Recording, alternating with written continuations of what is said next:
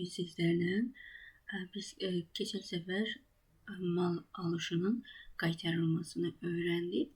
Şimdi bu sefer təsəvvür eləyək ki, biz mal almışıq və həmin malları geri qaytarırıq. Bunun üçün neyinirsiniz? Alış menüsünə daxil olursunuz. Burada malların tədarrücə qaytarılması var. Onu klikləyirsiniz və bunu böyüdürük. Yenidən əlavə etməni klikləyirsiniz.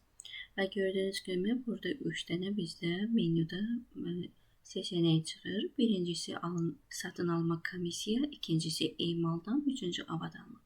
Bize lazımdır birinci çünkü mal alışıdır. Ona göre OK sıfırı. Yeniden bunu böyüdürük. Və daha sonra isə artıq buradaki məlumatları yeniden qeyd edəcək. Demək olar ki, bütün proseslər eynidir. Sadəcə olaraq bir-iki hissədə var ki, orada fərqli olacaq. Birincisi tariximizi dəyişirik, tariximizi qoyuruq. Gəlin bir dənə yoxlayaq. Görək ki, hansı malı geri qaytaraq. Gördüyümüz kimi burada bu qədər əməliyyat aparmışıq. Əsas bizə lazımdır indi mal alışı. Ona görə indi bu xaricilərlə gəlin işləməyək. Azərbaycan daxilində Samsungdan.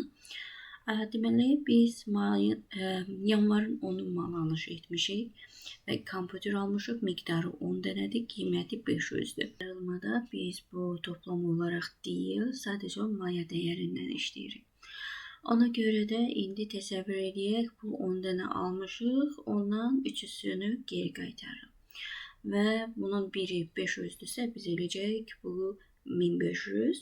Yenidən deməli bir dənə tarixinə də baxaq. Yanvarın 10'unda almışıq. Elə vaxt seçməliyik ki, ona da uyğun olmalıdır. Demək qaydırıq da geri. Və burada yanvarın 10'udursa təsəvvür edək ki, biz fevralda geri qaytarırıq. 02 10 2025.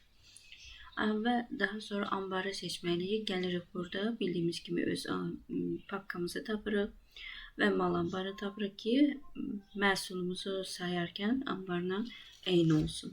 Sonra gəlirik kontragenimizə, yenidən klikləyirik bu 3 düyməni, öz papkamızı tapırıq.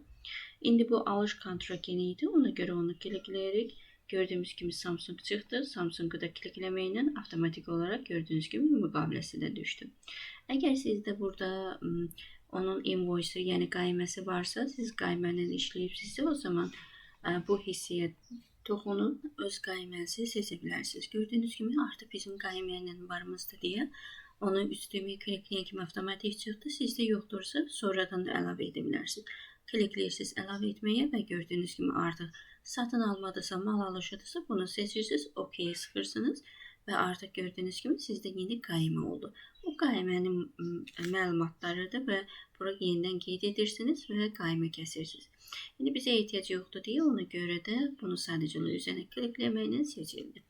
Daha sonra düşürük aşağı hissəyə və burada gördüyümüz kimi mallar, əlavə, uçot hesabı və ƏDV var.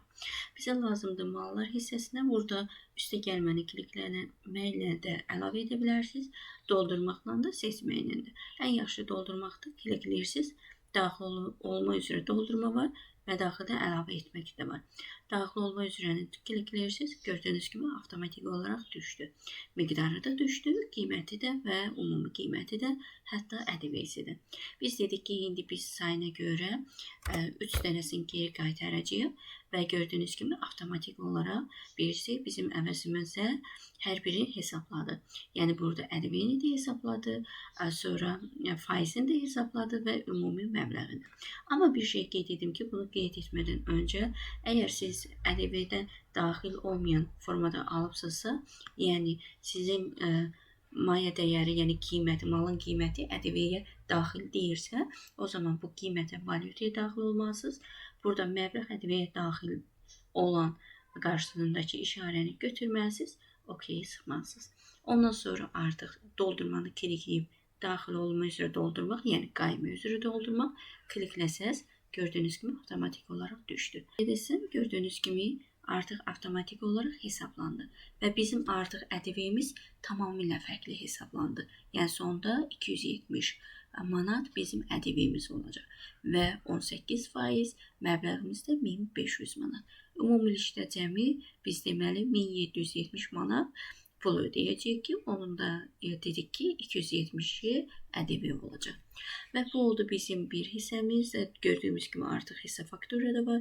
Şərh hissəsini istəyirsinizsə bunun adını şərh hissəsinə yapışdıra bilərsiniz və yaxud da ki, burada şirkətin də adını kopyalaya bilərsiniz. Bu hissəyə yapışdıra bilərsiniz ki, bilinsiniz ki, nə alırsınız, kimdən alıb və s. kimi. Və yaxud da ən çox müqavilə nömrəsini yazırlar. Əlbəttə ki, bizdə burada elə belə nömrədir. Ancaq realda belə biri olmayacaq. Ona görə də bu nüanslara diqqət edək.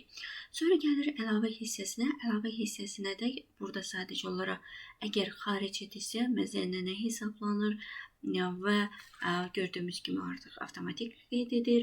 Məsuliyyətli şəxs, yük göndərən, yük alan və s. kimi.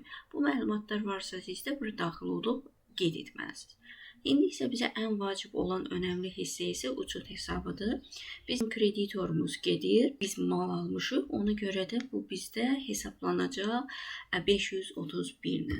531.01 çünki Azərbaycandan almışıq, ona görə də 531.01 yazırıq və ideal üzrə hesabın hesabı isə, yəni avans hesabı dedi ki 500 gəlirsə yanında mütləq şəkildə 243 gəlir və onu da yenidən 01-i seçirik ki Azərbaycandan gördüyümüz kimi burada müddətli avansdır.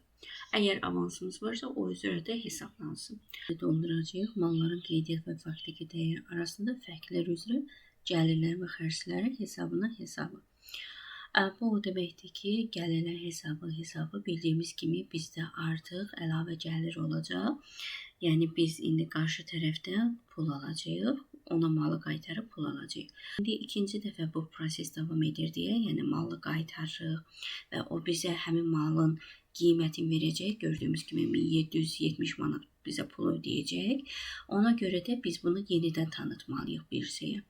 Buna görə də biz bu nüansdan ən doğru variant birsəyə yazılır 611 01 02. Yəni bunu bu formada da seçsək, yəni burada gəlsək və sair kimi gəlirlər kimi götürülür ki, bu formada 611 01 2.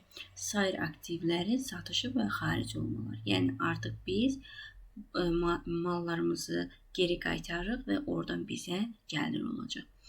Ona görə bunu seçirik. Gördüyünüz kimi seçdik və indi gəlir xərclərin hesabı. Biz bunu ümidsiz borc kimi tanıyırıq. Ondan sonra avtomatik olaraq qaytarıla bilər. Çünki ola bilər ki, qaytarılmasın və s. kimi. Ona görə 731 ilə seçəcəyik bunu. Burada gördüyümüz kimi bax bunu. Ki, sair aktivlərin satışı və xaric olmalı. Bizdə əsas vəsaiti sadəcə olan maldır deyə, ona görə də bunu seçirik. Ondan sonra artıq hər şeyi doldururuq, keçirik ƏDV hissəsinə. Gördüyünüz kimi qaytarılmaya hesab faktura təcrübəsi qoyulur. Artıq bu işarə var və toxunmaya ehtiyac yoxdur. Və bütün məlumatları doldurduqdan sonra ya OK ilə, ya yazmaqla, ya da ki, buradakı ox işarə ilə qeydiyyata ala bilərsiniz. Bunu klikləyirik. Və artıq gördüyünüz kimi qeydiyyatdan keçirilmişdir. Və bununla da artıq bizim mallarımızı geri qaytardıq və birsəyin yaddaşına verdik onu. Ondan sonra artıq qarşı tərəf malları qəbul edəndən sonra bizə pulu geri ödəyəcək.